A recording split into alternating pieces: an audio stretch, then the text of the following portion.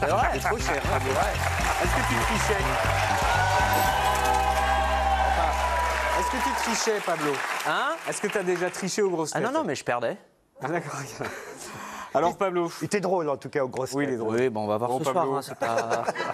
Ça va, Pablo? Pas trop déçu de ne pas avoir eu le Molière d'humour hier? Ah, mais je l'ai eu, le Molière de l'humour. Regarde, il est là, et amplement mérité. Joli Molière. Je l'ai eu. Quoi?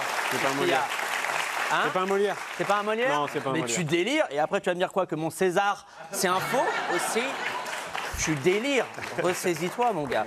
Ah, c'est devenu low cost, hein, les Molières. Il n'y a plus d'argent dans la culture. Allez, on va parler d'actu un peu. Et on démarre avec Xi Jinping, que l'on voit ici, gagner contre des ciseaux au Shifumi. Le président chinois est en visite officielle en France depuis hier. Un moment important pour la communauté chinoise, dont les 2/3 vivent en Île-de-France et les 3/4 dans le magasin Louis Vuitton des Champs-Élysées.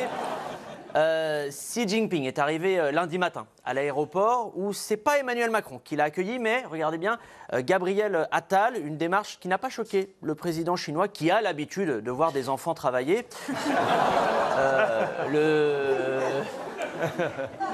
Le soir, Emmanuel Macron, par contre, a reçu son homologue à l'Élysée et lui a ensuite offert, regardez, de nombreux cadeaux, parmi lesquels un sac Chanel en cuir noir. Et en retour, Xi Jinping lui a offert cet authentique polo Lacoste fabriqué en Chine. C'est un vrai?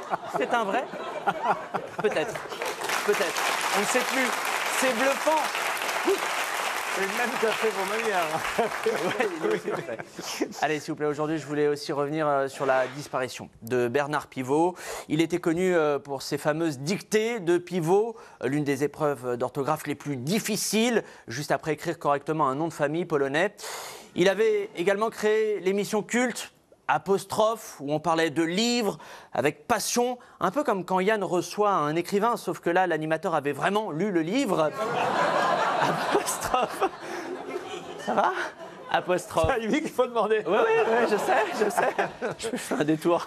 Apostrophe, c'est quand même des moments cultes. Et puis surtout, une autre époque, une émission où on pouvait boire et fumer en plateau. Là, par exemple, c'est en 1986, l'émission où il avait reçu Serge Gainsbourg. On reconnaît bien là. Allez, on enchaîne avec le téléphone portable, cet objet dont les seniors essayent de régler le volume depuis 24 ans.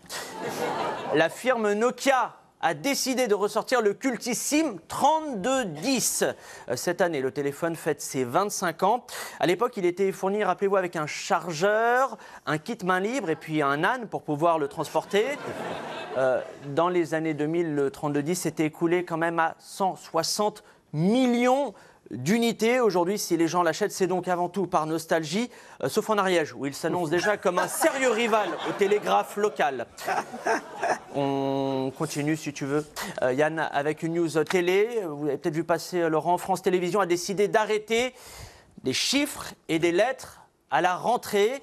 Eh oui, c'est un peu triste. Cette décision a été déclarée jour de deuil national dans les EHPAD de France. Après, attention que les fans de l'émission se rassurent, il n'y aura plus des chiffres et des lettres sur France 3, mais il restera toujours des chiffres et des arabes sur CNews. Pour les plus jeunes qui nous regardent, sachez que Des chiffres et des lettres, c'est une émission culte qui a inspiré beaucoup de gens. C'est d'ailleurs en la regardant que le patron de la SNCF avait trouvé sa stratégie tarifaire pour le pont du 8 mètres. Très cher. On termine avec l'activité que j'aime le moins pratiquer au dîner de famille, le nudisme. En 2025, 2300 passagers vont embarquer pour une immense croisière nudiste. C'est donc la première croisière où les passagers pourront observer des raies dans l'océan, mais aussi sur le bateau. Mais c'est pas la première fois qu'on voit une croisière avec un thème bien précis. La dernière en date, on la voit ici, c'était la croisière Étienne Carbonnier en couple. Mon petit canard bonnier. Elle est bien. Alors, cette croisière en tenue d'Adam, je veux dire, moi j'aurais un peu voulu y participer, mais malheureusement je ne vais pas pouvoir. Et non, la dernière fois que j'ai été sur une plage nudiste, on m'a rejeté en m'accusant d'avoir gardé mon pull. Mais pour ceux qui sont tentés quand même par l'aventure, juste attention à bien vous protéger des UV. On rappelle qu'exposer longuement son sexe au soleil, ça peut avoir des conséquences lourdes, comme l'a d'ailleurs appris ce pauvre nudiste lors de la canicule de 2022. Allez, on termine avec une autre image. L'image du jour, c'est ce Limurien qui est encore en descente de Coachella. Allez, vous savez tout. Moi, je vous dis à très vite, car d'ici là, Yann, on ne On ne saura plus rien.